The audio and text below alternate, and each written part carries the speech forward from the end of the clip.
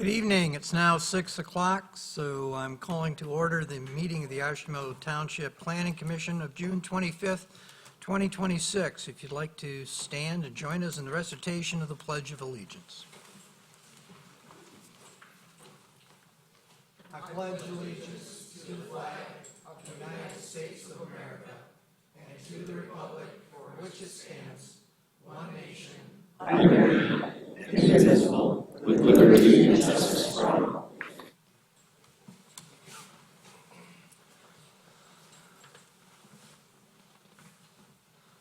All right, we have the agenda to approve. Has everybody had the opportunity to look at it? Are there any changes or deletions that need to be made to it? And may I have a motion for approval of the agenda as published? I move that we approve the agenda as published. Do we have a second? Support. Second. All right, we have a motion and a second. All those in favor signify by saying aye. Aye. All opposed? The ayes have it. The agenda stands as published. We have up next the approval of the minutes of the May 28th, 2026 meeting. And has everybody had the opportunity to at least peruse those minutes? Are there any changes or corrections that need to be made to the minutes? If not, can I have a motion for the adoption of the minutes as prepared? Oh, come on, guys, somebody make a motion. I move that we accept the agenda, Thank you, Mr. Fisher. or the minutes, I'm sorry. Ah, Close enough. And do we have a second? Second. We have a motion and a second. All those signify their approval by saying aye. Aye. All opposed? And the minutes of May 28th are approved. You'll notice that tonight's agenda is a little different. Public comment is being moved down a bit. That's partly because of the presentations that we're going to hear, so that you will have the opportunity to hear those presentations and make any comments on those that you wish to make. With that, Colton, could you go ahead and lead us through the next matter, a public hearing on the Land Rover dealership at 5924 Stadium Drive? Yes, thank you, Chair. So Metro Leasing LLC is requesting site plan and special use approval to redevelop the property located at 5924 Stadium Drive into a Land Rover automotive dealership. Back in 2018, the Planning Commission granted special use approval to establish a car sales lot on site. Now looking to make improvements to the property, the applicant is requesting to amend the special land use to establish a 19,294 gross square foot dealership building and go through the formal site plan review process. So car sales lots are considered special use in the commercial zoning district, which requires review and approval from the Planning Commission.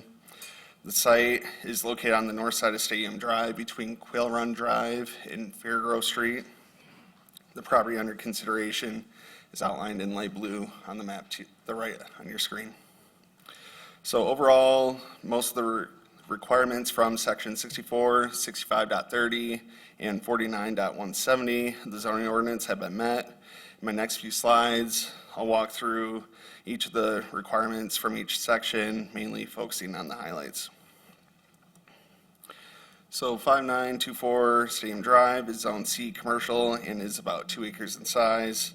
The subject property abuts a condominium development to the north, Consumers Energy power lines to the west, automotive dealerships to the east, and office uses to the south. As for access and circulation, site access will remain as is, and interior circulation aisles meet code requirements. About a total of 44 parking spaces are proposed. All parking, frontage, area, and setback requirements have been met. A future 5-foot wide concrete sidewalk is shown on the west side of Quail Run Drive. As a condition of approval, staff recommend the property owner execute a sidewalk SAD agreement for said non-motorized facility. With respects to building design, the 19,294 gross square foot dealership building will be around 25 feet in height and will include 2 floors. The exterior materials proposed include metal, masonry, and glass. An image of the south building elevation can be found on this screen. A photometric plan meeting the township's lighting requirements was submitted, as all pole and building mounted lights proposed will be cut-off fixtures. In terms of landscaping, the site is already heavily landscaped as part of past approvals from the Planning Commission. A 30-foot wide landscape buffer and a 6-foot tall fence are provided for screening purposes between the condominium and dealership building. Greenbelt landscaping and interior site landscaping are proposed. All landscaping requirements have been met. And as it relates to engineering, Oshtemo Public Works reviewed the plans and overall are satisfied with the design of the site. And the fire department also reviewed and are happy with the proposal.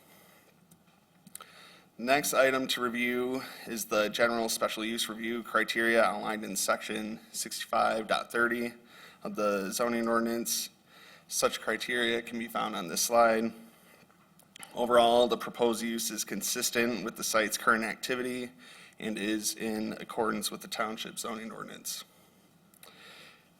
In terms of impact, a car sales lot already exists and has occupied the site since 2019. A car dealership is compatible with the existing character of the area, especially along this stretch of Stadium Drive where there are other car dealerships next door. Adding a building to house business operations and perform administrative functions is common practice for any car sales lot. The overall use of the property is not changing. The outdoor nature of the use is what is requiring special use review by the Planning Commission. The entrances on site will continue to be used in a similar fashion. All setback and parking requirements, again, have been met. Adequate landscaping and screening will be in place, and the site is paved and is devoid of any natural features. With respects to public facilities, municipal water and sewer are available, which the dealership will be required to connect to. Stadium Drive is a county primary road. Adequate public infrastructure is in place to support the proposed special use. The last criterion for specific use requirements will be discussed on the next slide. As a special use, there are 9 specific requirements that are proposed, that the proposed car sales lot needs to meet, and these standards are summarized on your screen, but go into greater detail on page 11 in your packets.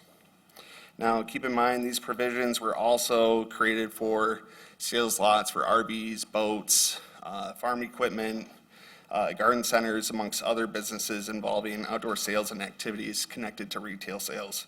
So not all of these may apply to a car dealership.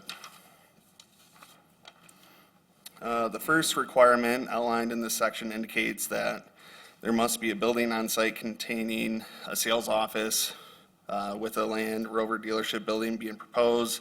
As part of this site plan, this requirement's met. Next, outdoor lighting to illuminate outdoor goods and merchandise must be provided. Adequate pole and building mounted lights are proposed, so this requirement is also met. The third requirement details the number of parking spaces required for customers and how they must be constructed on a hard surface. Sufficient parking is proposed, and all the parking spaces will either be in HMA or concrete for customers, so this requirement's met. The next provision mentions no business activities, including parking or display of sales items, can interfere with any areas required for landscaping, such as your green belts or your landscape buffers between different land uses. This requirement is met. Next up is regarding how parking and outdoor sales items may be placed on dust-free surfaces, which that is also satisfied. With respects to access, the next provision indicates that interior drive aisles can't exceed a width of 30 feet, which that is met. The following requirement mentions that the size and location of outdoor sales activities cannot disrupt pedestrian or vehicular travel in both the Oshtemo Public Works and fire departments have reviewed site access and circulation and do not have any concerns. The eighth criterion is specifically tied to garden centers, so that provision isn't applicable. And lastly, the last criterion speaks to height limitations for detached buildings and structures in which none are proposed, so that provision is not applicable. So for next steps, the Plan Commission may approve with conditions, or deny the site plan special use request. Township staff recommend that the Plan Commission review the information provided in this report, the application supplemental attachments, listen to the applicant's presentation, have an open dialogue with the applicant, consider public comment, if any, and then make a finding as to whether the proposed site plan special use conform to the standards and recommendations of the 2045 Oshtemo Comprehensive Plan, the site plan review criteria, special use review criteria, and the specific requirements for special uses. If the Planning Commission finds that the site plan special use request is supported, staff suggests the Planning Commission attach the conditions outlined in the staff report on page 13 to their approval. Thank you. I'd be happy to answer any questions. Would also like to note that the applicant is present tonight to help answer any questions as well. Thank you, Colton. Does anybody have any questions they'd like to address directly to Colton? Does the applicant wish to make any presentation? Please come up to the podium. Good evening. I'm Lori Davis. I work for Hurley and Stewart and did the site plan preparation for this project. Colton did a really great job. He took most of my points that I was planning on making while I was up here.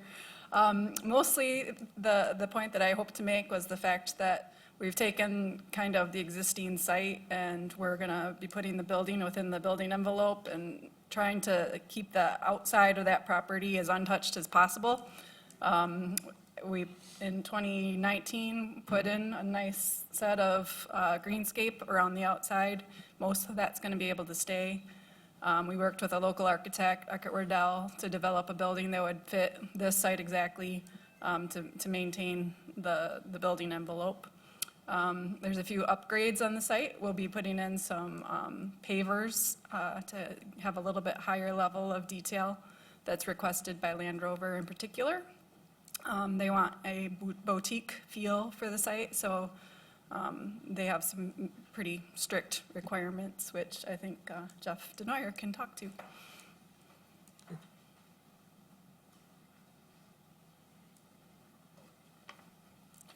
I'm Jeff Denoyer, the owner, dealer principal at Metro Toyota and Denoyer Jaguar.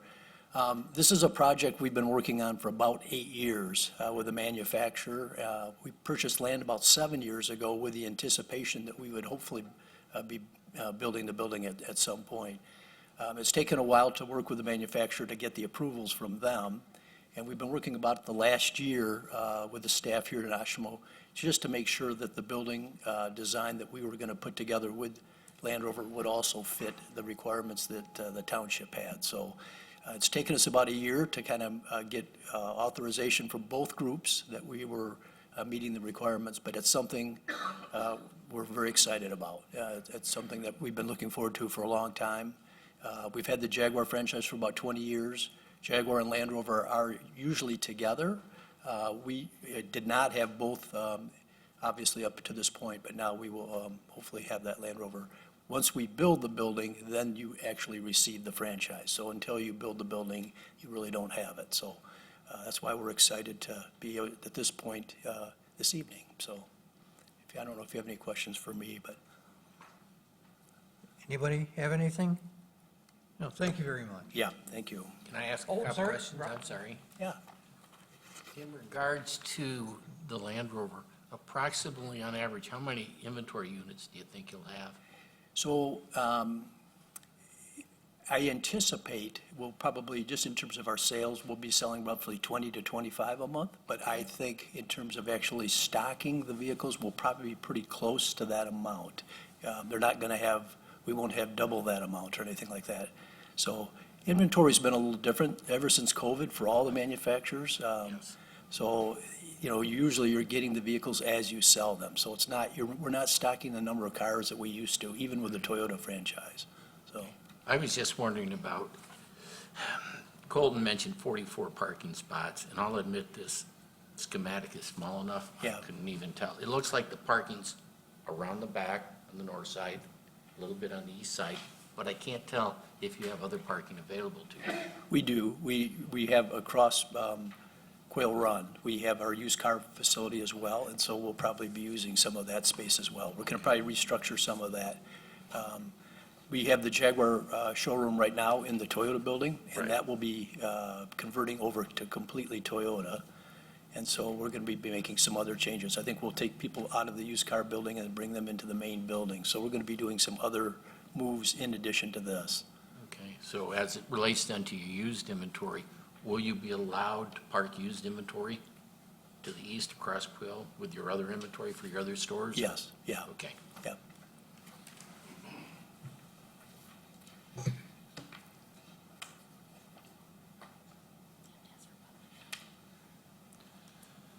All right, thank you very much. Now, I'm going to open this to public comment. If you have a comment that you wish to make on, on this project, please come up to the podium, state your name, and state your position.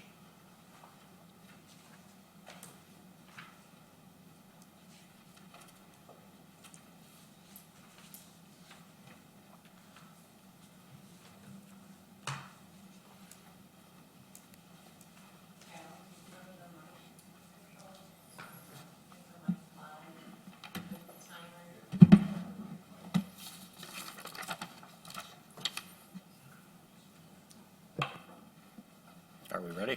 You're ready. Okay, my name is Paul McIntyre. I live at 2492 Quail Run Drive.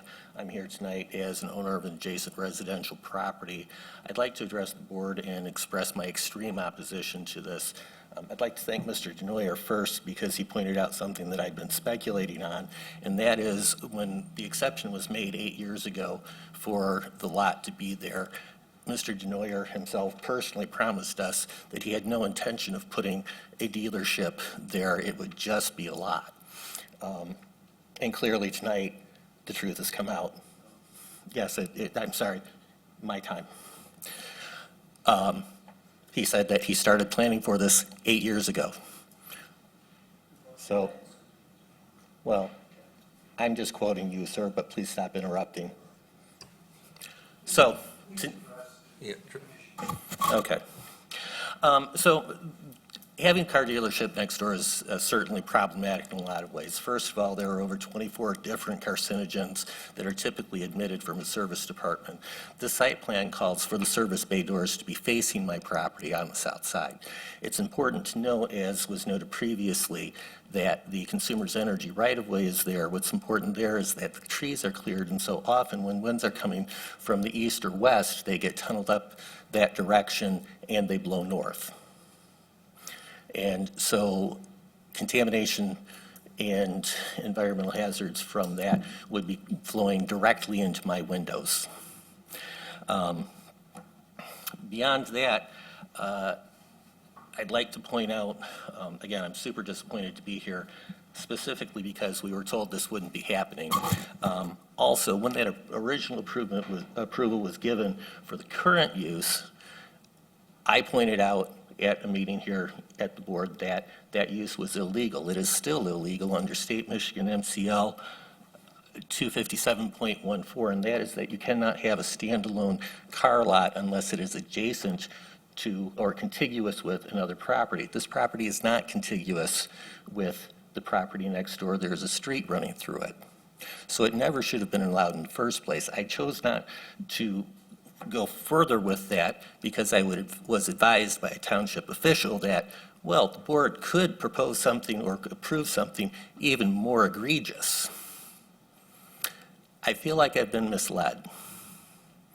I feel like this has been a long-term plan to put a car dealership next to my property. Now, I'm also a real estate broker in the area, and that's important because this is going to have a tremendous impact on our property values. NAR statistics show that having a car dealership next door to a residential property drops property values somewhere between 14 and 40%, with an average of about 32%. Quill Run has put $750,000 into improvements in our properties over the past 7 or 8 years, part of which time I was the president of the board. We also have additional plans that will put us up to over $1 million. New siding, new parking lots, new roofs, window replacements that are done by individuals. And Mr. Neuer would like to take that away from all of us, all of that improvement in equity, so that he can open up a car dealership that he promised us he wouldn't open. But more importantly, we have some issues. The board is tasked with maintaining the residential character of neighborhoods that abut commercial development. They'd like us to think that because they... I'm sorry, your time is up.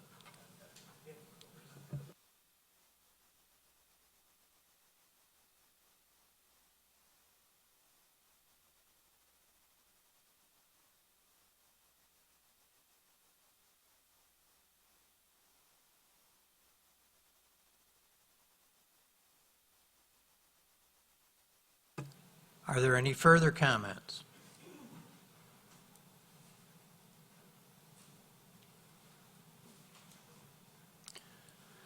Seeing nobody making any move towards the podium, I declare the public comment section is closed.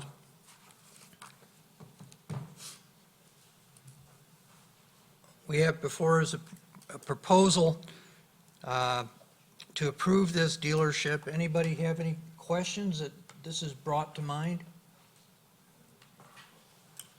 I had a question. Go ahead. In the service bays, don't they have a interior ventilation system that they use? No, he was concerned about the winds. I certainly don't know, but Mr. DeNoyer, is the interior ventilated? Yes.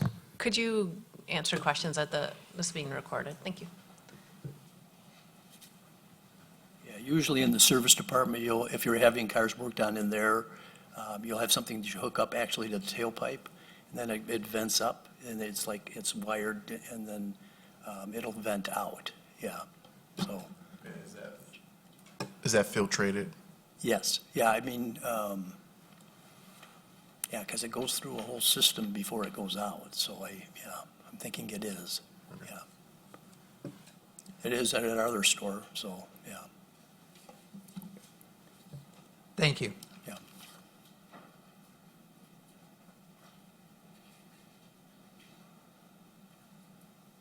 All right, does anybody wish to make a motion on this?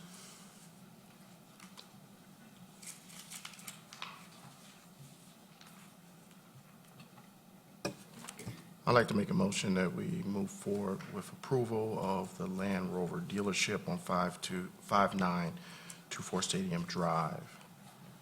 It's my first motion ever, so I hope I did it right. Jeremiah, does that include the conditions Yeah. recommended? Absolutely, and it also includes the conditions and the findings, 1 through 5 on page 13 of the Planning Commission packet. We have a motion. Does anybody wish to second it? Second. We have a motion and a second seeking to approve the Land Rover dealership located at 5924 Stadium Drive, including the conditions as set forth and items 1 through 5 on page 11 of our report. All those in favor signify by saying aye. Aye. All opposed? The ayes have it. This is passed. Page 13. Okay, page there, okay. All right. Moving on, the next item is a work item. We're working on the zoning ordinance update. Back to Mr. Hudson. We actually have presenters from Progressive AE. Okay, They'll be very taking this good. one on. We all recognize Sarah. She's been here many, many times, and Jason's been here once or twice. They're both from Progressive, working on the zoning ordinance update, grant-funded work to bring the zoning ordinance, well, one, just modernize it, and two, make sure we start working towards implementing the comprehensive plan, which called for some meaningful changes to the zoning ordinance, including consolidating some of our zoning districts. We might refer to a veterinary practice, 6 different ways in the zoning ordinance, so just kind of updating language like that. And they've taken a comprehensive look, and we're going to just start walking through it tonight. We expect this to carry on through the balance of the year as agenda space allows.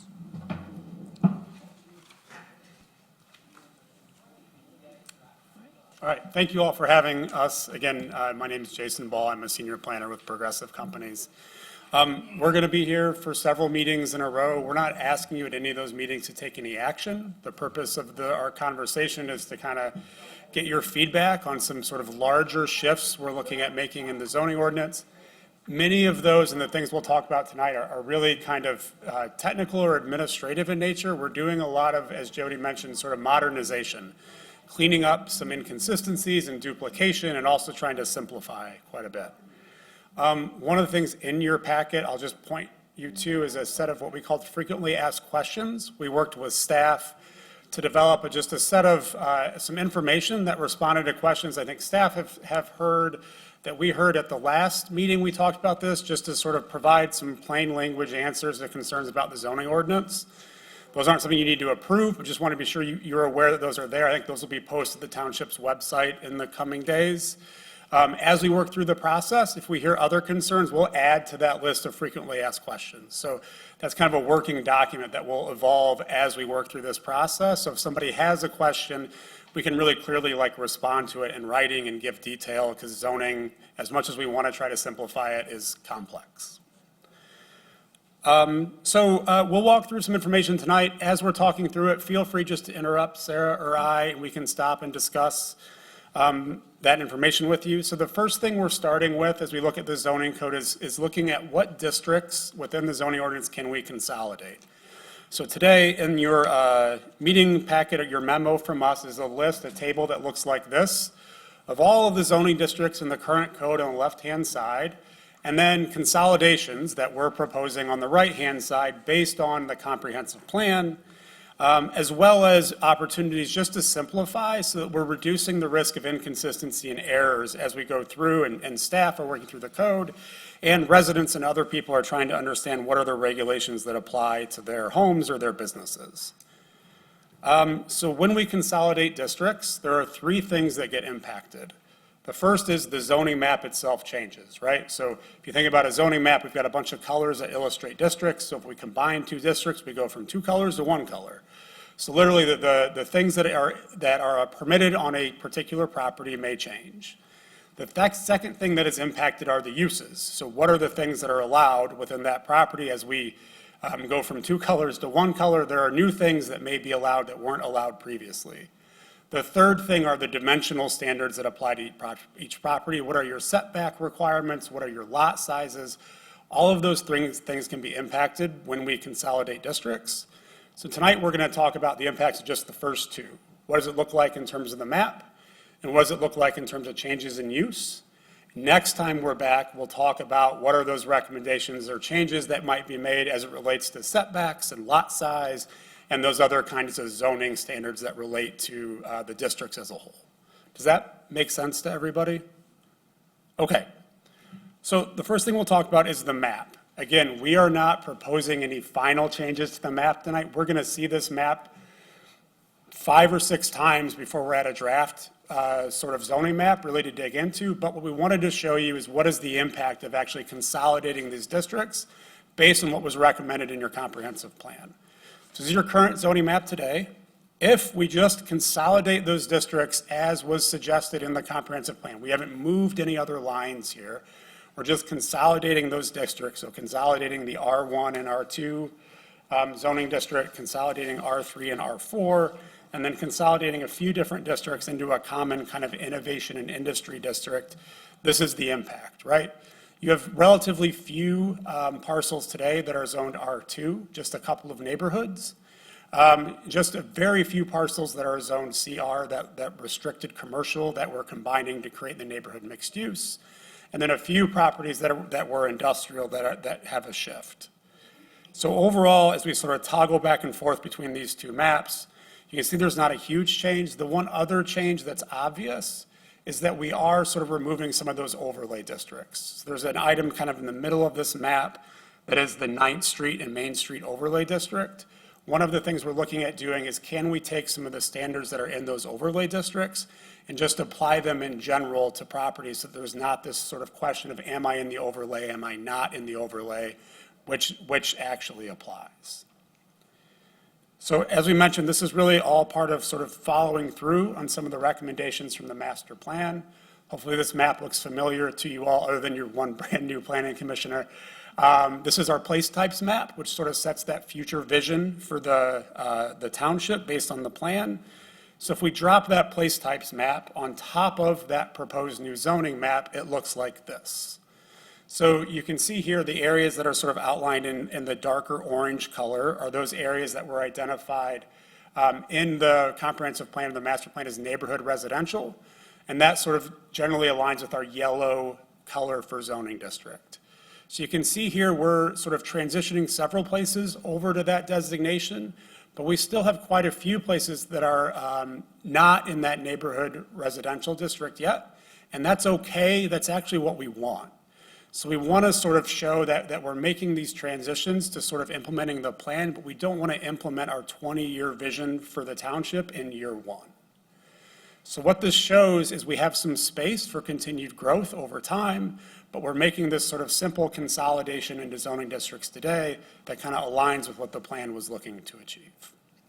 So our question for you all is, when you look at this map and we think about consolidations, is there anything that just generally sticks out to you that's a question or a concern? Again, we're not finalizing this map tonight. We still have to work with township staff and do kind of the parcel by parcel look to be sure that we've got this exactly as we want it, and we'll zoom into more detail as we go. But just in general, as we think about consolidating these districts, is there anything as you look at this and you think about the township that you go, I'm not quite sure about that, or how this would function? Can you go back to that placemaking map?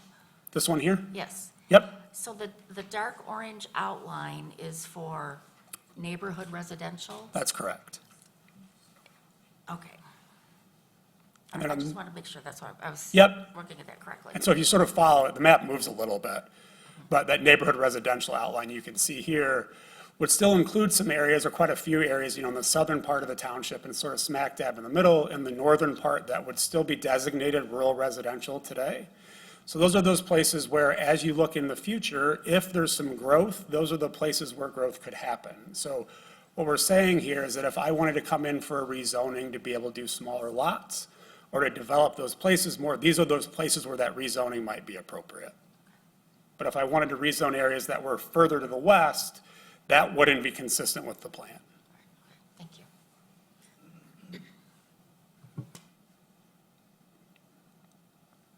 Again, we're not finalizing this tonight, but we're going to kind of give you a sense of where we're headed as we think about consolidating districts and kind of simplifying the zoning ordinance overall, as well as the map.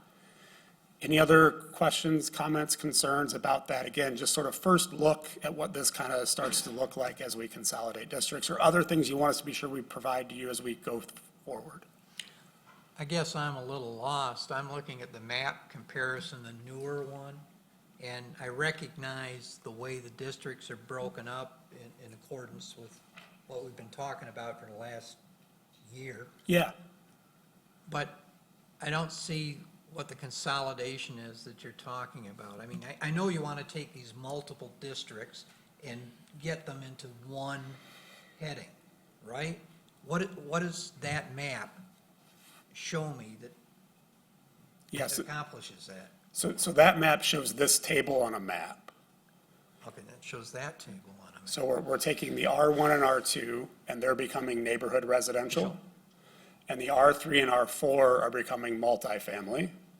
The VC and CR become the neighborhood mixed use, and then the business research park, industrial district restricted, and industrial district manufacturing and service all become our I1 innovation and industry district.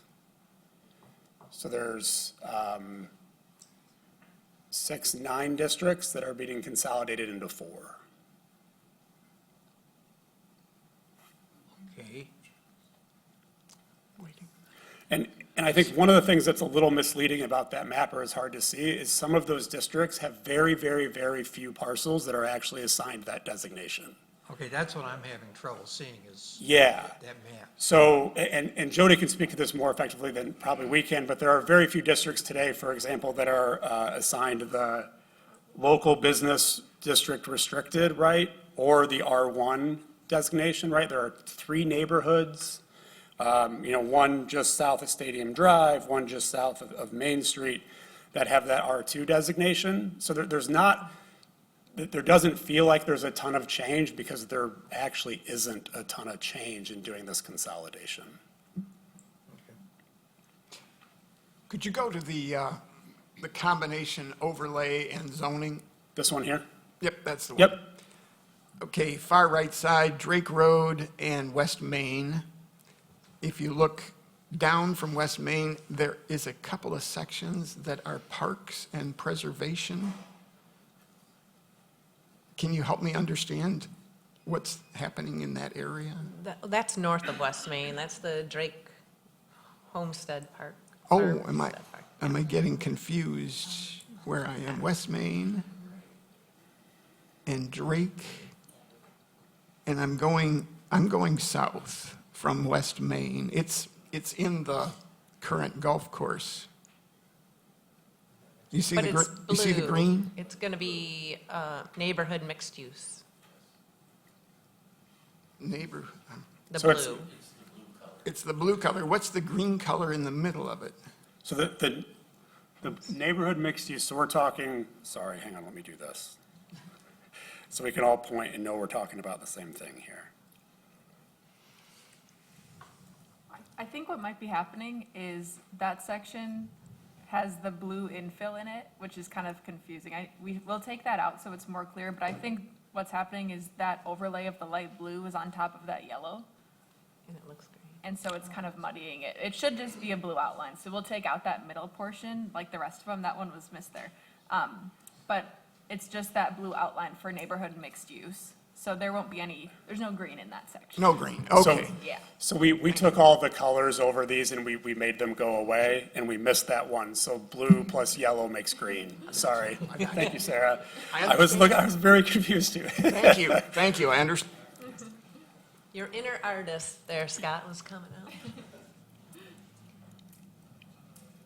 So again, we'll, as we work through this, we'll come back to you with versions of this map as we sort of dig into particular quadrants of the township and think about very specifically how this works kind of neighborhood by neighborhood and be sure that we're comfortable with this. But we just wanted to kind of take a sort of 20,000-foot view of the township as a whole on this consolidation and see, as you all looked at that, was there anything that stuck out to you that like, oh gosh, this is really problematic, or we have concerns about this, or generally, this feels like we're headed in the right direction, and now we can kind of dig into the neighborhood by neighborhood, kind of picking through parcels to be sure that it's right.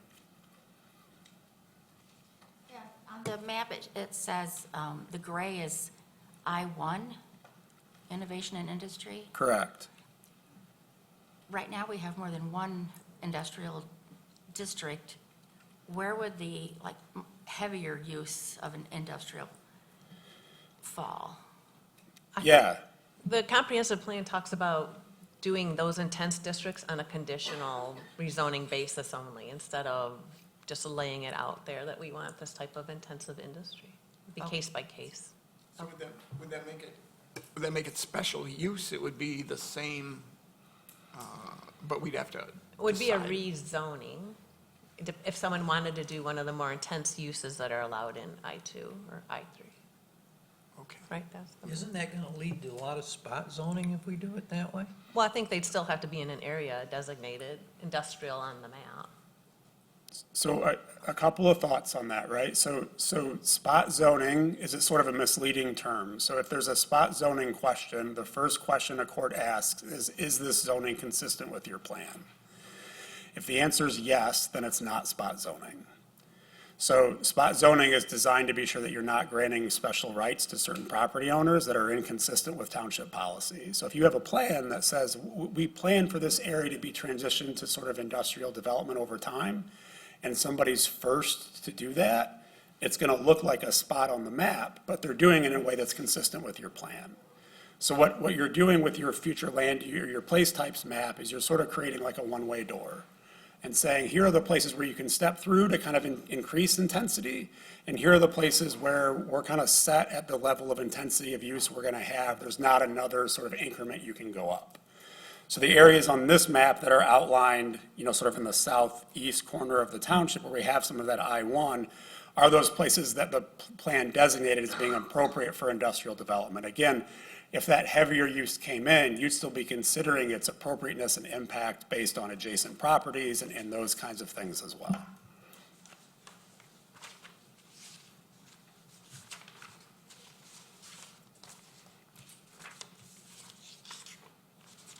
Any other thoughts, just sort of broadly thinking about this first version of the map?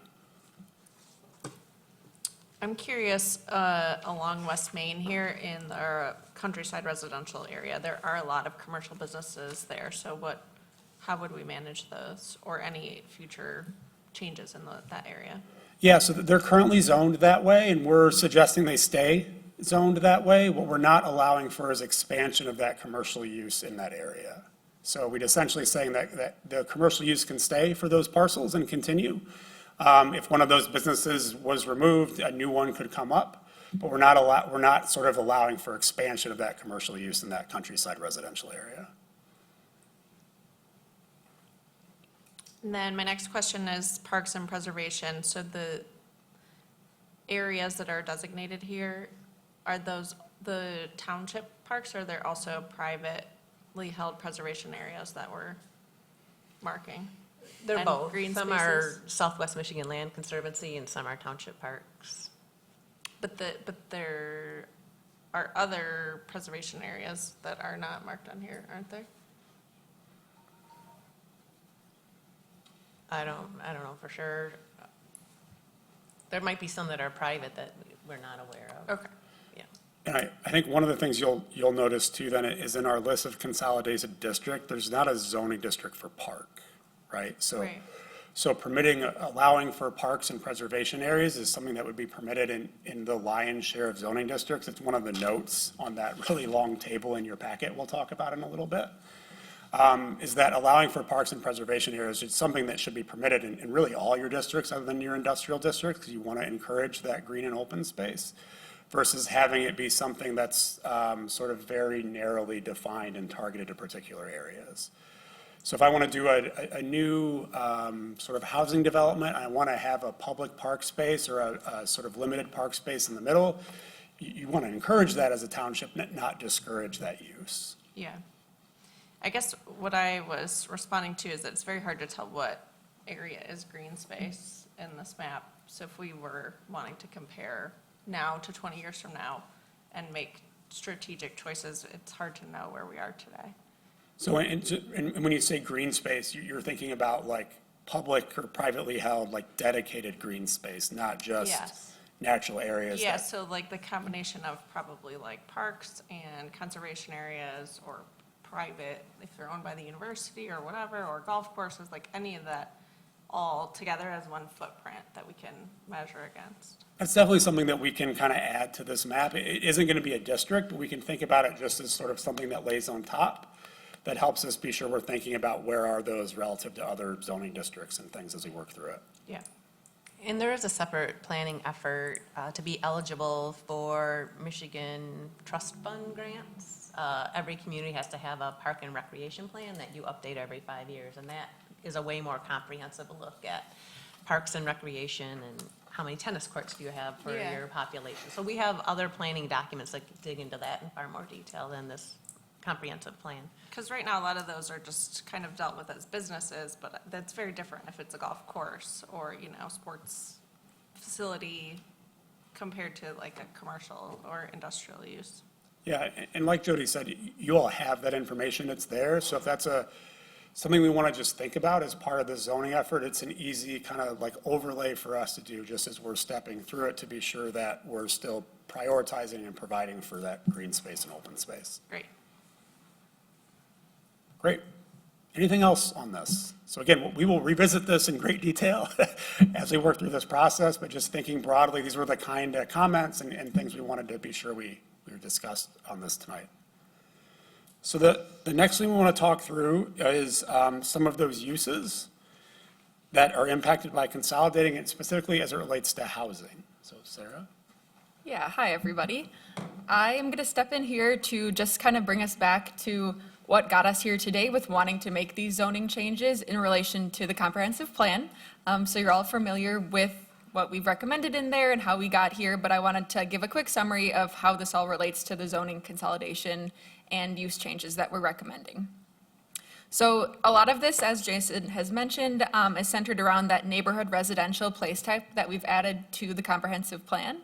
And essentially, this area is to develop more of those walkable urban and suburban residential areas with a diverse spread of housing types that we don't currently see in the township. So looking at that a bit more closely, just a few things that led us to these findings. So one of the big ideas from the comprehensive plan is that Oshtemo really is growing. It's become the 85th most populous community in the state.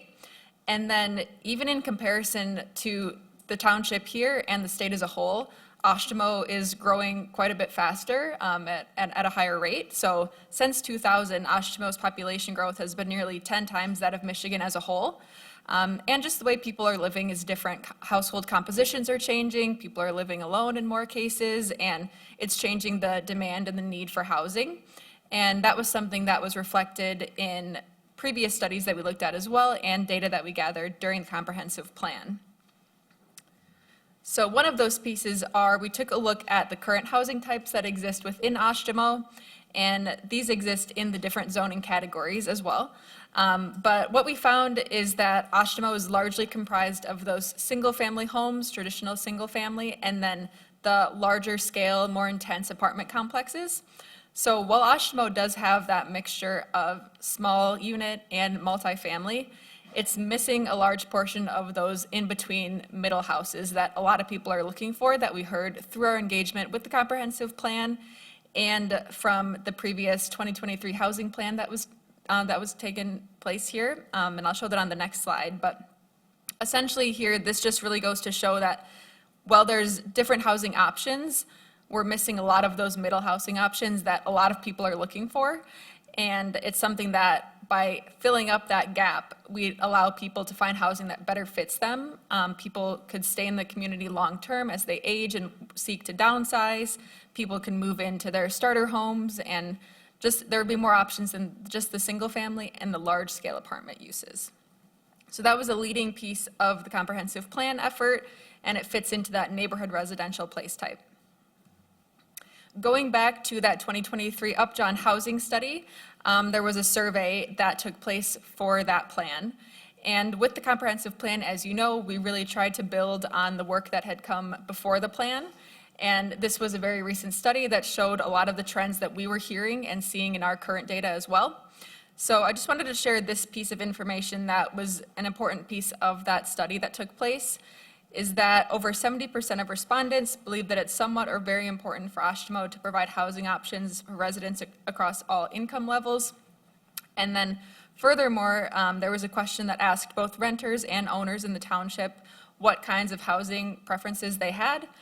And it was a pretty diverse spread that was heard here, with a lot of those responses fitting into that middle category that I spoke about. So people responded well, both renters and owners, to looking for cottage courts. So those are, while they're still single units, they're in a much more small scale and located on one parcel. And then there was interest as well for duplexes and triplexes. And we'll get into further discussions about how those can fit cohesively into the character of the existing areas while accommodating these needs. So with that information and lots more that was included in the comprehensive plan, this is one of the recommendations for how we'd like future neighborhood residential, which would be the R1 and R2 zoning categories, to take shape going into the future. And that really is just having a broader mix of those housing types. So that could be townhomes, duplexes, triplexes, quadplexes, cottage courts, accessory dwelling units, condos, and apartments. So falling within different scales at different areas of the township, but just bringing in that missing category. So 3 of those essential recommendations that came from these land use ideas would be 1, to simplify development conditions for multifamily in those 3 or 4 unit dwellings, allowing for townhomes and 2-family with conditions in both those R1 and R2 areas, so which would be consolidated into that neighborhood residential, and then permitting multifamily in commercial and mixed-use areas. So this is just a snip from that large table, and we'll get more into that later, but just shows those different housing types here, and then it relates them to the zoning categories. So we have the ag, rural residential, neighborhood residential, which is that R1 and R2, and then multifamily residential, which would be R3 and R4. So it just shows here some of the initial changes and recommendations that we're making based on current zoning requirements. And again, we'll get more into this later. So just diving in a little bit more to what these different housing types can look like. When we talk about single family, there's kind of 2 different categories. So there's the detached category and the attached category. Detached are your typical homes that stand alone. They're single family, they're not connected, they stand on their own. And then single family attached is really just a townhouse. So it's multiple single family units together that have a shared wall, they're located next to each other, but they're still individual. So they have separate grade level entrances, shared walls, and then usually a rear exit for parking and access in the back.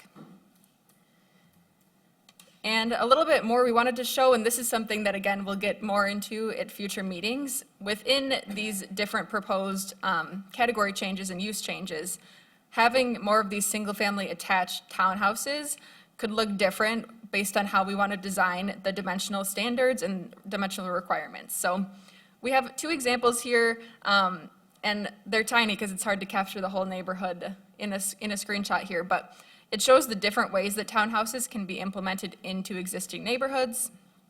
The first option we think works a bit better than the bottom one, which is very modern, but it just goes to show that when you design it the right way, it really can fit into the existing fabric of the neighborhood. And that's something that going forward, we can work to develop these kind of cut sheets that we're calling them. And what we can do here is we can define specific dimensional requirements for different zoning categories of how could this housing type be the right fit within the zoning category.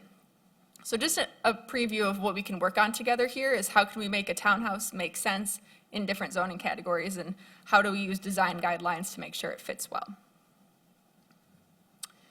And then from there, also taking a look at 2-family, 3 or 4-family, and multiple family dwellings. So some of the key ones we're focusing on here are that 2-family duplex, multifamily apartments, and then 4-family dwellings, which are quadplexes. And again, what we'll do to really make sure that this is an intentional, thought-through way of making them fit into the existing neighborhoods would be developing these cut sheets that we have specific dimensional and design standards for the different housing types that could be proposed in each area. Does anyone have questions about that? Just kind of wanting to give you a preview of what we'll be discussing and where we're going with these ideas.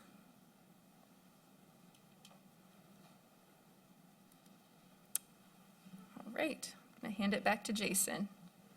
All right, so I'm going to talk through these lovely tables that you all have in your packet that look like this.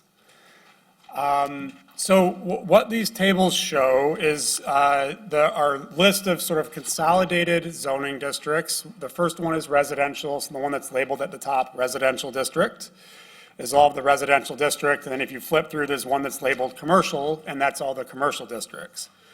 These tables are kind of complicated when you first look at them. What they show is if we consolidate zoning districts, these are where uses are allowed. So if Use has the key at the top. If it's a P, that's a permitted use, so I can do it with a site plan review.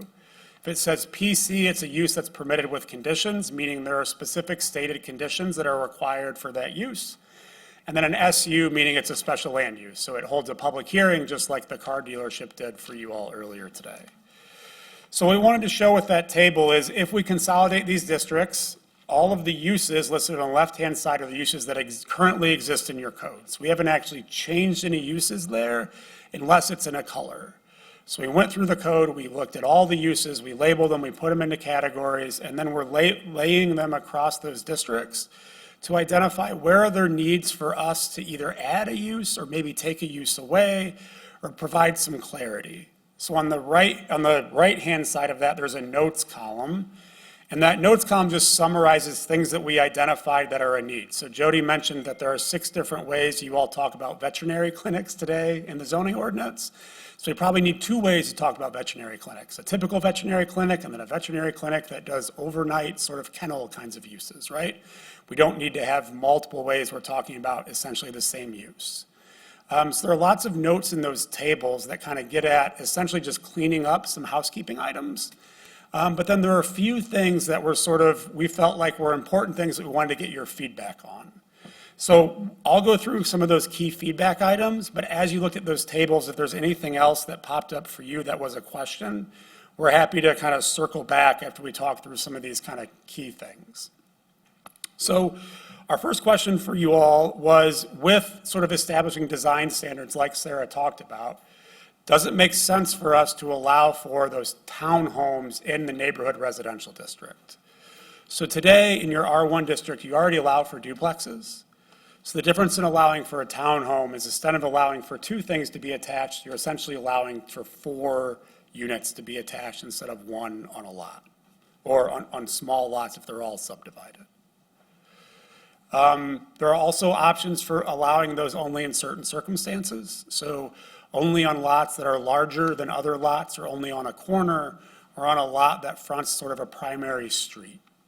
So we wanted to get your thought now. The master plan calls for sort of considering these different housing options. Again, we don't have to go all the way on that today, but we know we want to provide some options.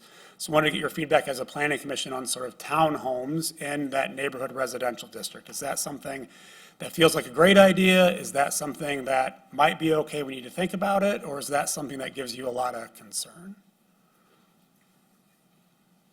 Are you saying a townhome, is that the same as a duplex? Yeah, so a duplex is 2 units on a single property, right? A townhome, depending on how it's developed, could be 4, but they're, instead of being stacked, like you have 2 on the bottom and 2 on the top, they all have their own front door that faces the street with a stoop. So again, back to Sarah's images here, right? So these are townhomes. Okay, thanks. You know, I kind of think you're asking a really open-ended question, and I don't have enough information to really even think about that question. Okay? Should we allow townhomes? Well, yeah, I think we probably should in certain circumstances, but what are the circumstances? And that's what I think is really open-ended. And if I understand your question, you're asking us to give you a direction on how to proceed now, and I'm saying it depends upon what you're presenting. Well, so if the answer is in certain circumstances, right? So our question here is, does it make sense to allow for it or only in certain circumstances? What I'm hearing from you is like, sure, but we need to be, we're probably not comfortable allowing townhomes wholesale across every parcel in that neighborhood residential district. Is that an accurate statement? Well, and so that's what I'm getting at, right? So if the answer to that is yes, then we want to look at certain circumstances. Then we can work on and bring back to you next time, what are those conditions under which having a townhome in the neighborhood residential would be appropriate? And then you all can give us that very specific feedback. Yes, these setbacks. Yes, on these kinds of roads, but not those kinds of roads. Those are the things we bring back to you. We don't want to put that time in. If the answer is we don't want townhomes at all, we're not ready yet. Does that make sense? Yeah, okay. Maybe to clarify for me, I live in a granny court. Yeah. Is that a townhome? Do you share a wall with somebody else? Yep, Do they share a wall with somebody else? Yep. Yeah, then you have a townhome. good to know. Thank you. So if there are more than 2 units that share a wall, and you're all on the first floor, you have a townhome. Does that make sense? And you thought you had a neighbor. And I recognize the sort of goofiness of this conversation, right? The key thing there is that having townhomes where everybody has a front door with a porch or a stoop that leads on the street is really different from having an apartment where there may only be one entrance to 4 different units, right? So the townhome, you're still creating kind of a front porch neighborhood-like feel.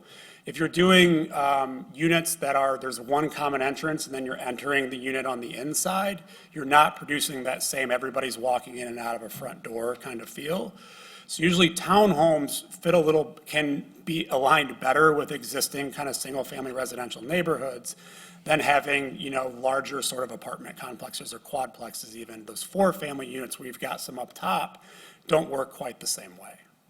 And so I recognize it feels like we're sort of splitting hairs, but in terms of aligning it with the neighborhood, it can be quite different, but we're still gaining a lot of efficiency in terms of how we're using land because we don't have side setbacks and we're being able to do more with less in terms of how many units we can get in a given area. So in terms of our land use, as an example, is this a neighborhood that is, trying to remember the name. It's a residential neighborhood, but it is multifamily. So townhomes they fit in a multifamily area if we look at our places. Yeah, great question. So when we think about consolidating zoning districts, sorry, I have to go back to the beginning here.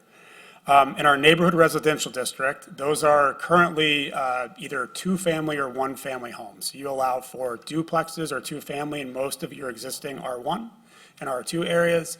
We're consolidating those, and so our question is, do we want to add townhomes to be allowed in those areas as well? We're not asking to allow multifamily units in those areas. So if we look at our yellow area on this map, those are the places we're talking about for townhomes in this case. And what we're hearing is, sure, but with some conditions, and we're thinking about how it sort of fits within the neighborhood. So typically for us, what that looks like is townhomes may make sense. If you think about one of these neighborhoods that sort of runs off of a primary road, townhomes may make sense on the corner of that primary road, but maybe not in the mid-block in the middle of one of those neighborhoods if you've got single-family uses on either side of them. And that was kind of our point with the graphic that Sarah showed. And I know it's a little hard to see, but like the one on the bottom here sticks out a bit like a sore thumb. So this is a townhouse in Brighton that was recently built, right? It's very obvious that's there and it's new. It doesn't really blend with the neighborhood. Whereas the ones on the top, there's a single-family house next to a series of townhomes where the entrance is actually turned. So the townhouse itself, the width of it looks like a regular house, but there are multiple entrances as you sort of move deeper into the block. And so there are ways to orient those things where it still feels like the same neighborhood. You're just adding some additional units while it's you making really efficient use of land. And so the one thing we are doing with all of these graphics that are included here, we've actually created a model Oshtemo neighborhood. As we place these, we'll talk about what it looks like in an example neighborhood in Oshtemo and how they would fit within that neighborhood with sort of simple 3D images.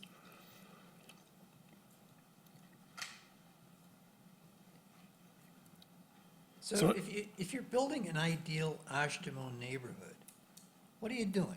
So sorry, we took an existing neighborhood and we modeled it. So we have an existing neighborhood and we've literally just made it be 3D.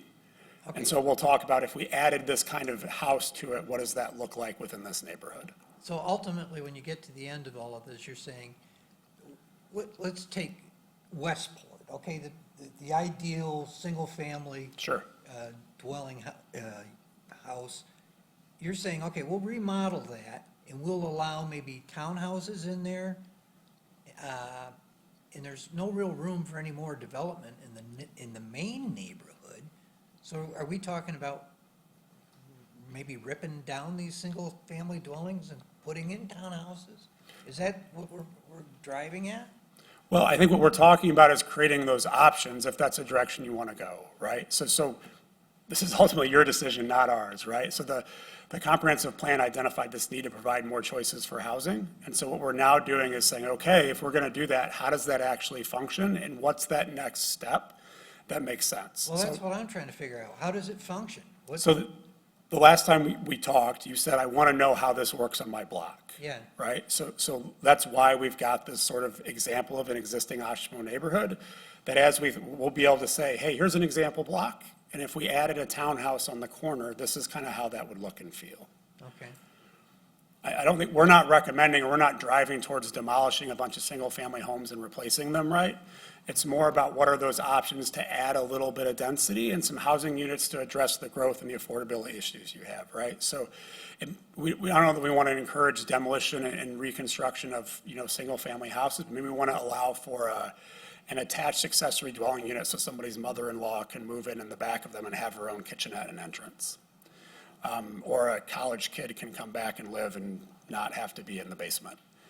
So those kinds of things we can allow for. You do it already with accessory dwelling units, right? You already allow for those. And maybe that we look at those regulations and think about other things that we can do to make them be a little easier to be established because you haven't had a ton of them so far. So I totally hear you on concern about how this impacts neighborhoods.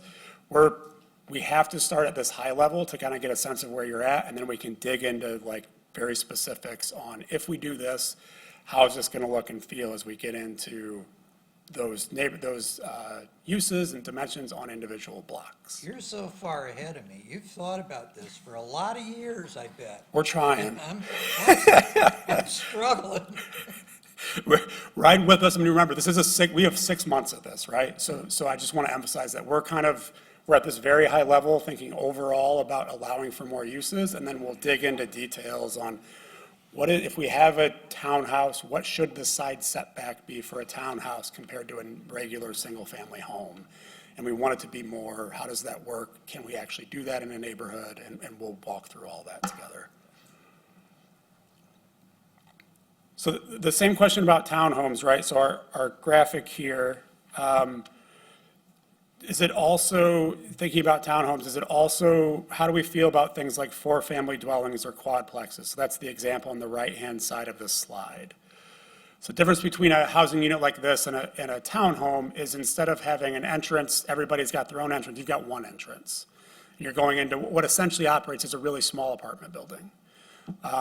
These are nice because in a lot of ways they can be formatted to look just like a single-family house. Right, and if you have a 2,500 square foot house or a 2,400 square foot, 2-story house, you have a bunch of 500 to 600 square foot, 1 or 2 bedroom small units inside of it. Again, our question for you generally is is that something that we'd want to explore in the neighborhood residential, or is going to townhomes kind of enough for now, and that's something you may want to think about as if in a future update? And again, understanding that if you do, we can come back with all of those circumstances. But if it's something that's just I don't think we're there yet, we don't have to sort of pursue that greater detail. My instinct would say we would want to explore both, but there'd probably be a lot more conditions on a multifamily Yeah. quadplex, really on the larger commercial or larger corridors. Yep, that's fair. Any other thoughts on those 2 questions? Okay, so that sort of covers our shifts to provide for more housing in that neighborhood residential district per the plan.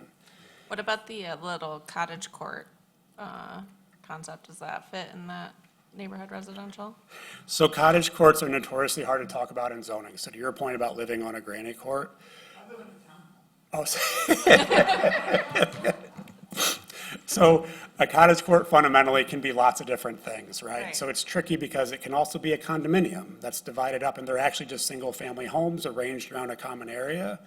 So we can allow for those, we can certainly provide for a specific cottage court option if that's something you're interested in.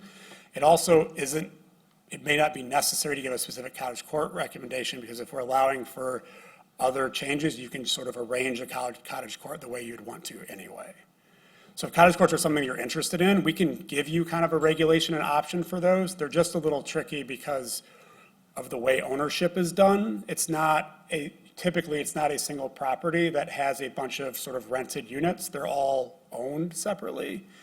And so they're complicated from a zoning perspective. But if that's something you're interested in, we 100% can give you some options for allowing for cottage courts. Do they have a shared outdoor element, or is it just like a traditional neighborhood?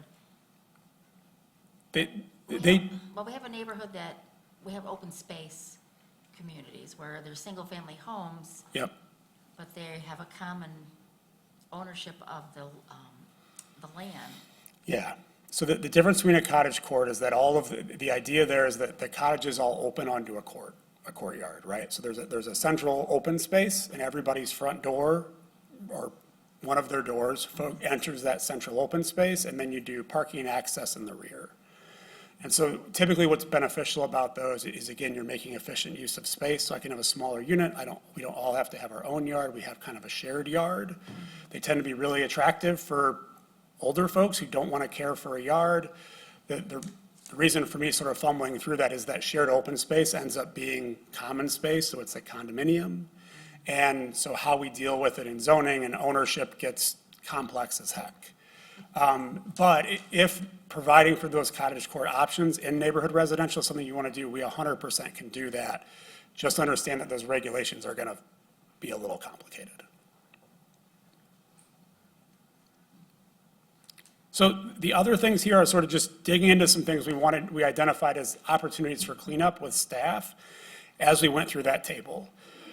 So one of those relates to sort of short-term or special events. Today you have regulations for events that are less than a day, more than a day, events that are less than 3 days or more than 3 days. Our suggestion there is, rather than having these different uses for events based on timing, is to just move all of those regulations for events to your Article 49, which is where you have all your special land use standards. So we don't have different uses for different kinds of events, and then have a separate use just for mobile food trucks.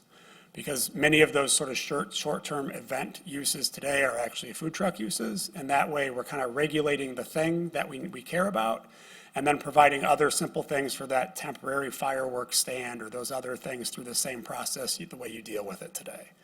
There's just sort of a simplification component, but there are a dozen different uses in your current code that relate to events based on their duration and time. Other kind of simple use recommendations we have is to establish a standard for restaurant drive-throughs as a special land use permit, different from non-restaurant drive-throughs. Today you have drive-ins and you deal with drive-throughs in sort of not direct ways, and then also treat those differently from like a carryout restaurant. So if I have an Arby's or a McDonald's or a Taco Bell or a use that is really heavy on lots of cars running through a drive-through, the drive-through itself is a special land use that you're reviewing to be sure you're not creating traffic issues, you're not impacting neighbors in negative ways. The restaurant is a restaurant. And then if you have a place that does carryout with a carryout window where one car may come by every 15 minutes, to treat that differently than somewhere with a big drive-through menu and sign. Those are things that are happening a lot right now. Since COVID, so many more restaurants do carryout. Everybody's got a Uber Eats account, so there are lots more of that carryout function that happens, and lots of restaurants want to be able to have a simple window, but it's not a full drive-through that requires 12 drive-through stacking spaces and all the other things that a traditional kind of fast food drive-through would require. I'm assuming that's a pretty non-controversial option for you all. The other one that may carry some more controversy that we want to talk about is addressing short-term rentals or Airbnbs. So this is something that so far the township has not addressed directly. It is, I'll say, a use that's coming up more frequently as an issue in sort of the zoning world. And it relates to concerns actually around housing and affordability. So one of the challenges on allowing for short-term rentals throughout the township is that if I have a house that I'm renting out through Airbnb, and that's the only thing I'm using it for, essentially it's operating as a commercial property, I'm taking that housing unit out of our stock for housing. And so what that does is it limits supply. It also drives up cost for everybody because I can get way more money out of that house as an Airbnb than I can if it's mortgaged by somebody. So a lot of places have thought about sort of putting some regulations and limiting the sort of growth of short-term rentals and Airbnbs. You all don't seem to have a ton of them in the township today. Just based on kind of looking at those sites, it doesn't seem to be an issue. But it is something that it's a use that we should at least provide for and determine where it's appropriate during the zoning ordinance update. So again, there are sort of circumstances around those that will provide conditions for that relate to the length of ownership and some standards around how many people are there and those sorts of details. But our question for you is, as you think about that kind of use, where in the township do we feel like it's appropriate? Is it something that should be allowed for essentially anywhere you have residential uses? Or should we target it to those places like mixed-use areas or commercial uses where they're going to be sort of higher intensity, not sort of traditional neighborhoods? Do you have thoughts on sort of Airbnbs and where they may or may not be appropriate? So like coming from the South Haven market, it's a real hot topic, right? Yes, sir. In South Haven, you can't have an Airbnb unless you live there. Yeah. Now, I don't feel like we got enough traction here in Oshtemo to determine, and to predetermine it would be premature in a sense, in my personal opinion, just looking at comparing the two and understand how it works there and here. Maybe something we revisit later, but we don't have a strong enough attraction yet in Oshtemo to create that effect. So the question I'd have for you then is it something where we'd want to allow for it just in a very limited area, like perhaps in like our mixed-use areas of the township, those that are going to be sort of more intense in terms of the use? Or is it something that we're okay with happening lots of places and sort of allowing folks to have that option with their home? The reason I say that is because once that use is established, from a zoning perspective, we can't unestablish it, right? So this idea of uses in zoning are non-conforming or grandfathered in. So if I have an Airbnb, I've been operating it for a year, and then as a township, you decide you're not going to permit them in my zoning district, I've already got my use and I can maintain it. So it's just a question of whether it's something you want to wait and see on, or if you want to try to get out in front of. And again, it may not ever be an issue for Oshtemo Township. You don't have big lakes and sort of vacation places like South Haven.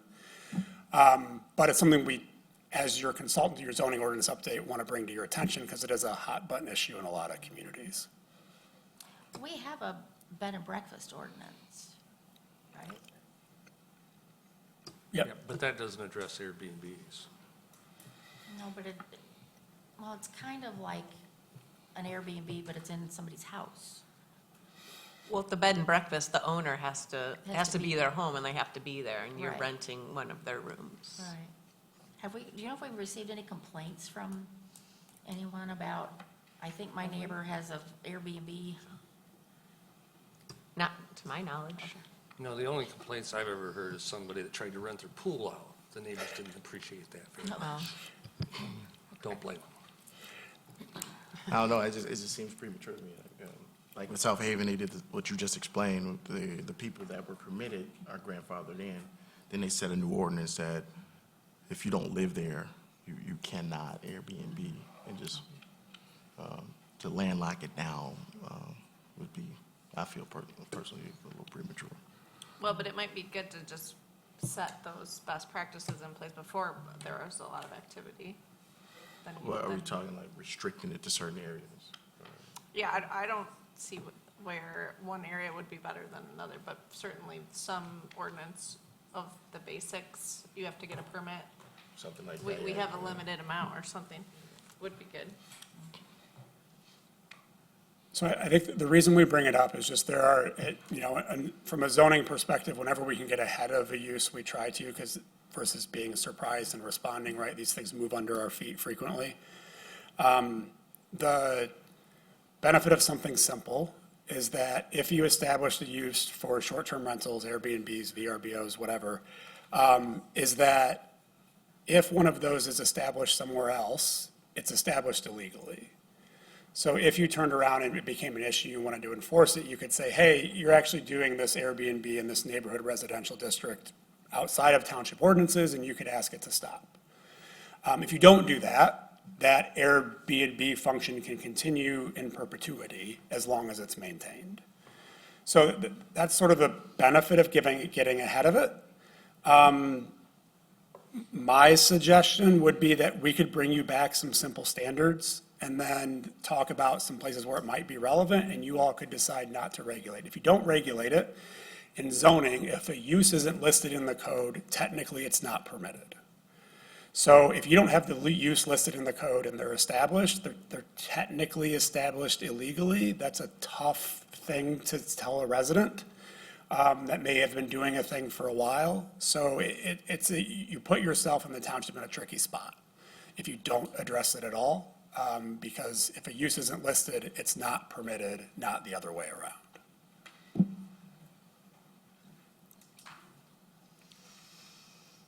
The only thing I can think of that might drive it, more interest would be, I don't know, but once the event center downtown is built, you know, depending on the event, I mean, you could have a lot of people looking for a place to stay. The youth sports facility with 16 volleyball courts. Yeah.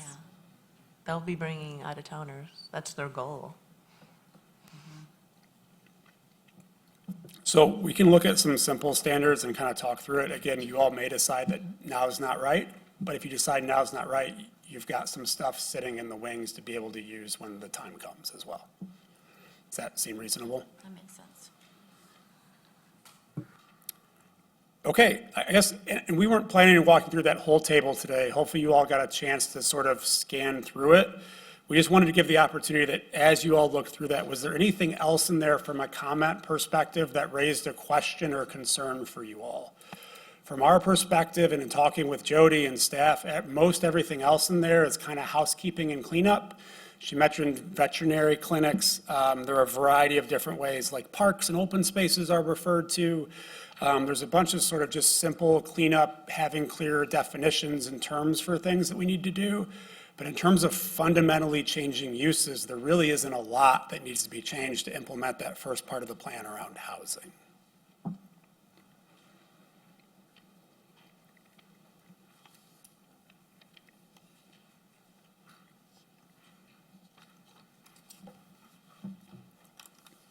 So, as there are, certainly we'll be back to talk through this. We'll be giving you another version of this table that is sort of the final version, after it's cleaned up with sort of tweaked terms and uses, so they're a little easier to understand. But we wanted to be sure that you could kind of look at this with all the uses that you have today, so you could go to the code and see like, yes, that actually is permitted in this district, and understand how it works. And then we'll show kind of those changes next time, just to sort of clean this up. So next time we're back with you, we'll continue to work on the map a little bit. We'll talk about some of the things we talked about tonight. We'll go through sort of getting into the details on some of those new housing uses. How do they actually integrate within neighborhoods? What are some of the ways we can do that? And then we'll also be talking about dimensional standards, setbacks, lot sizes, lot widths, as it relates to these proposed zoning districts. Because today you have a lot of sort of standards around lot sizes and lot widths, and we're going to be looking to try to simplify some of those as well. Any last questions, comments, concerns about any of sort of what we went over today? All right, thank you all for bearing with us. As we go forward, these conversations will be less general and we'll be getting more specific. And we'll be sure to get you stuff in your packet. As you look through it, please do take a couple of minutes just to page through it ahead of time. So if you do have questions or things that don't make sense, we're happy to answer them and talk through them here. Thank you. Thank you.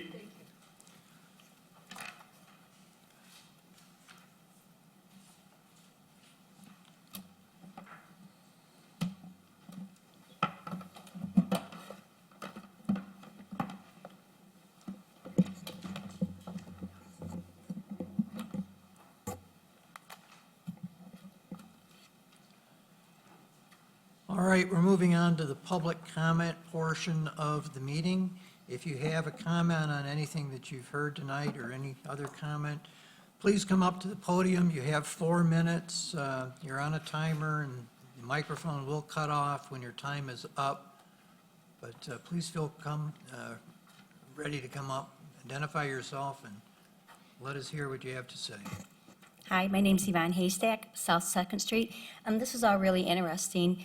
Couple questions. Where are you going to put the garages or park the cars? My husband and I have 3 vehicles for 2 people. So if you have that 4-unit thing on the corner, where would they be parking? And might not hurt to poll the neighborhoods you're actually going to put them in to see if people who own their homes want rentals in there, because usually people who own their homes take better care of their property than people who are just in there and renting, and they might have strong opinions about that. So just a couple of things to consider.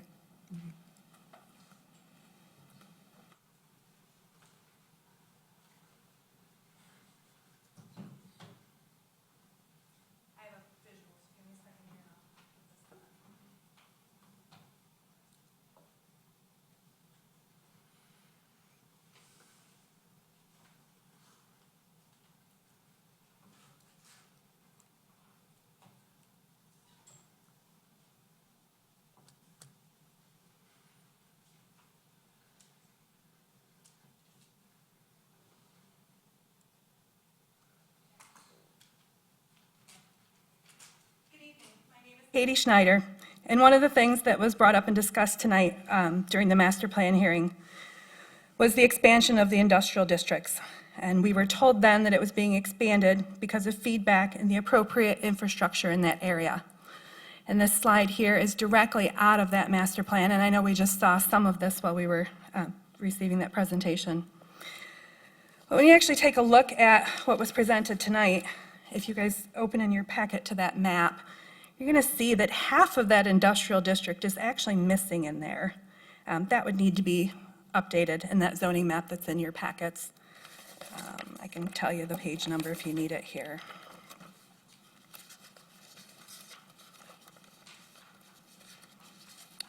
That's on page 32, that map. If you look down on that bottom southeast corner, that is missing, so that will need to be updated.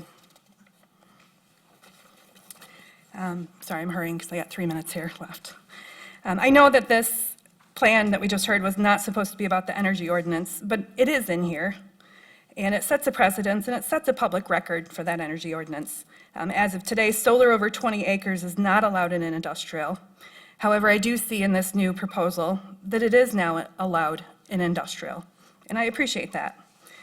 I would expect that ordinance number 60, solar energy systems, would be updated to reflect this as well. And I also saw that solar, wind, and renewables are not in the residential table, which should excite every resident here tonight. Also in that presentation, we heard about rural residential. That's where I live right now. And when we look at the master plan, rural residential is described as large lot, private residential areas that preserve natural and agricultural surroundings. But when we look at page 25 of that packet, that Excel sheet of all the uses, now we're seeing truck gardens, greenhouses, and nurseries are being added to rural residential. I'm not sure what a truck garden is. I couldn't quite find that. I'd like to know, what are we looking at here? Are we looking at constant deliveries, employees? Because that would not be consistent at all with rural residential. Also, the bed and breakfast and short-term rentals. I know that we went over that last summer when we were talking about the ADUs.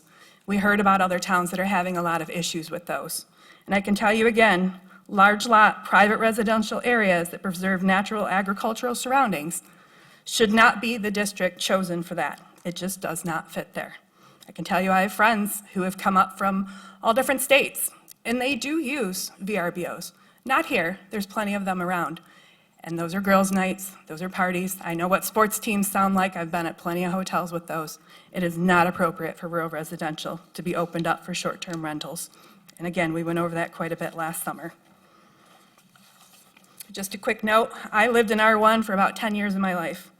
And hearing R1 and R2 put together, and the idea of now putting multiple attached homes in, there's plenty of neighborhoods out there where one property has an extra lot. And we just saw here a couple weeks ago what happens when that one house is sold that has the extra lot, and there's a use there that allows it to put another building in there. So R2, we heard about the group home being brought in. So now you have the regular home that was being renovated for that, and now they're putting the group home there because it was an allowed use. So I would think highly, or put some thought into that one. I would also like, just real quickly, I know Dr. Hanveden sent in a wetland ordinance to be reviewed. I'm hoping to see that considered sooner than later, especially with the master plan talking about the importance of our groundwater, and the Eagle recommended ordinance that she sent over seems quite vital at this time. Thank you.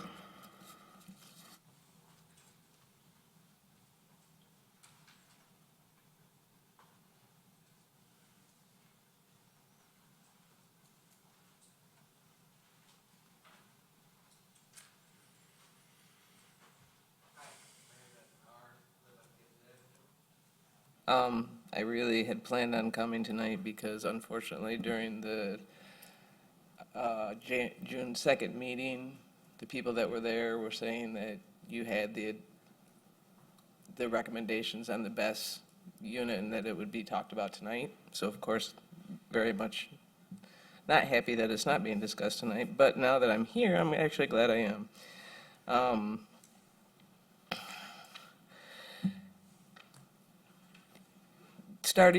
Combining single-family housing areas with multifamily housing areas, the world is changing, but I can tell you it doesn't do a whole lot of good.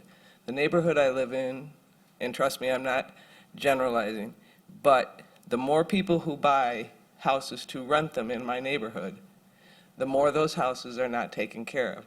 That being said, we also have some people who own houses who are not taking care of them, so that they can't be across the board what I'm saying. However, which this is not your problem, the enforcement for Oshtemo Township is doing very little to help us in this situation. During all of that, somewhere you guys decided that vehicles that don't run can now be in front of houses. Trust me, we're living with that too, as we have houses with all sorts of broken down vehicles in the front. We really do not like to see it, but thank you very much for doing that for us. So as you're thinking about this,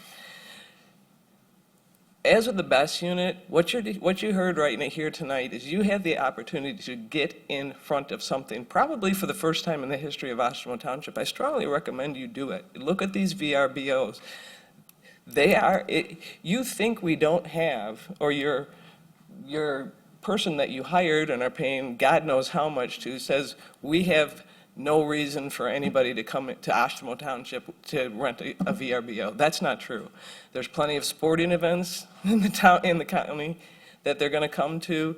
If we didn't have that much need for VRBOs, we wouldn't have as many hotels and motels as we do. So we do have a need, and people do want to be it. It is time to get ahead of a situation, and I recommend you do it, and do exactly what South Haven says.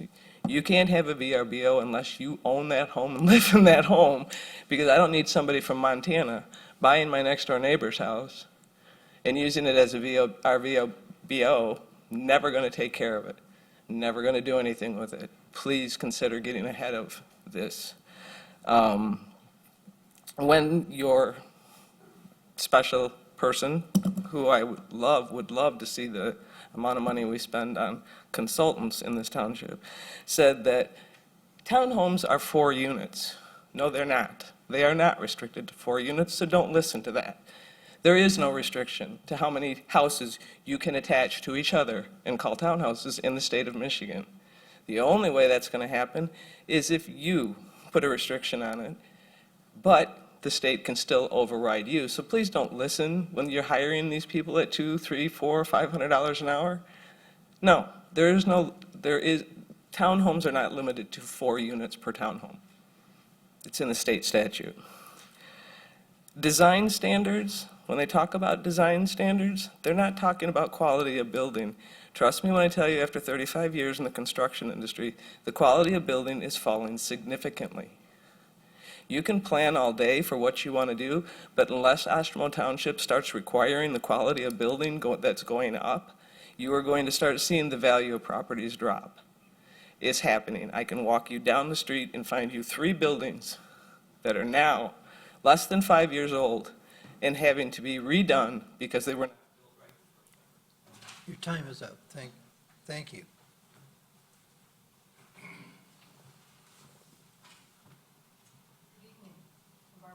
And I want to start off by saying clearly, you are not the enemy.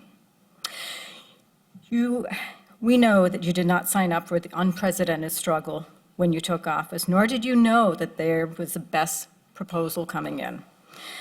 We're not here to fight against you. We're here to make an appeal to you. We're facing a modern-day green energy gold rush for data and green energy, driven by immense financial incentives behind best facilities and data centers. This gold rush offers unbelievable profits to outside developers, but currently it comes with no guardrails. We speak with passion because there's a lot at stake. Our lives, our safety, our health, our family, farms, fragile nature preserves, and our water supply. We need you to do everything in your power to stop our rural residential community from turning into fool's gold, an industrial zone that benefits only a corporate developer while dismantling the community we love. We need this board to ensure that our local ordinance contains robust, ironclad language that makes our residential areas highly undesirable, time-intensive, and prohibitively expensive for the developer to exploit.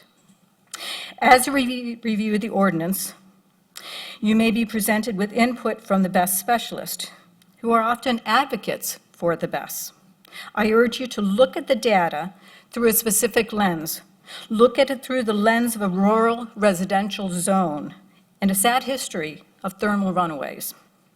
To protect Van Cal, the ordinance must strictly require the following: comprehensive environmental impact studies, rigorous evaluations prioritizing our fragile environment, private wells, and fragile aquifers.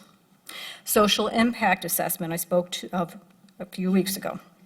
Formal studies measuring the project's impact on human health, neighborhood well-being, overall safety, and property values. State-of-the-art safety protocols designed for industrial scale hazards. Advanced community warning systems, modern emergency notification systems that involve reliable technology, not megaphones. Zoning accountability, a strict requirement that developers utilize existing industrial zones rather than encroaching on rural residential land. Thermal runaway liability, absolute financial and operation accountability for cleanup and environmental remediation in the event of a catastrophe. Student and school safety, decommissioning and land restoration, legally binding, forcing developers to dismantle structures and fully restore the land to its natural state the moment the system becomes obsolete. This list isn't comprehensive. It's a direct sampling of deep community concern. Ultimately, the Planning Commission and Township Board will be held accountable for the choices made on this issue. When you review the impending ordinance, I trust you will not see corporate dollar signs. Instead, I hope you see the faces of community members you serve, the children, the elderly, the families, farmers, and neighbors from all walks of life. Let's work together. Let's ensure we leave a legacy of doing the right thing, protecting and preserving this precious rural residential community for generations to come. Thank you.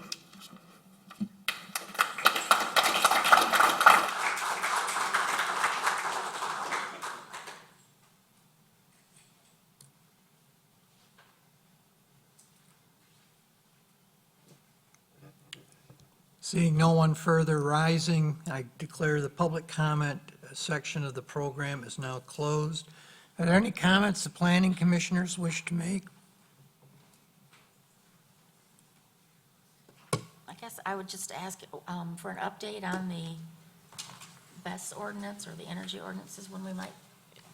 Sure, and we prepared a memo earlier today to talk about the things that are happening zoning-wise.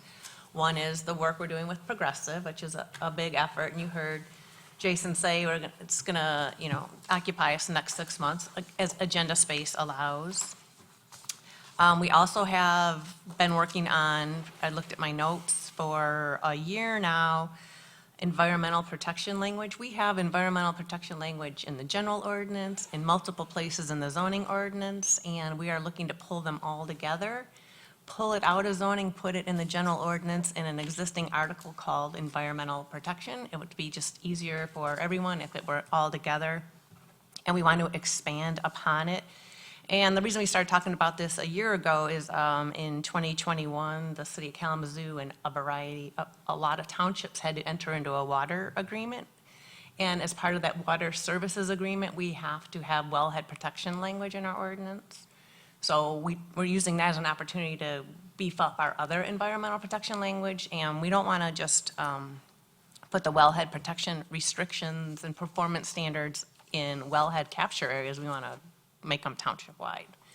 So, and we already have language that we're going to be in this new section pulled out of existing sections regulating stormwater management, groundwater and wellhead protection, natural features both within and outside the Natural Features Preservation District, which is a mapped district, clear cutting and selective cutting of trees. We want to tighten up our requirements there.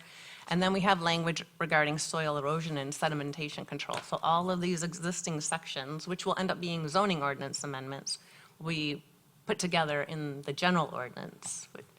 And so we're working on that. We're looking for the right time to bring that forward to you, because it can't be well, maybe it could have been tonight. We could have started digging into it. I thought we would be talking about the zoning update a little longer than it took this evening. And then, of course, the energy system language. So those 3 projects are ongoing. We are finalizing the energy system language, but it's not quite ready yet. So we've identified an NFPA 855, which is the standard for the siting of these facilities. There's a Michigan expert on that we're going to be interacting with. We have another outside consultant who's a subject matter expert on batteries that has given us 40 pages of language that is suggested to be worked into our ordinance. So we're still reviewing that. We can't just add 40 pages without making sure it doesn't contradict other language and then which language prevails. And the standards he's recommending exceed NFPA and the International Fire Code, such as 24/7 monitoring of the facilities. So we're working on all of that, and we're just not ready to bring it forward. And it just needs to be comprehensive before we start circulating this draft. And we hope it to be a model for other townships if they have to write language like we feel pressed against the wall to do, that they'll want to model after our ordinance. So we have those 3 zoning projects going on right now.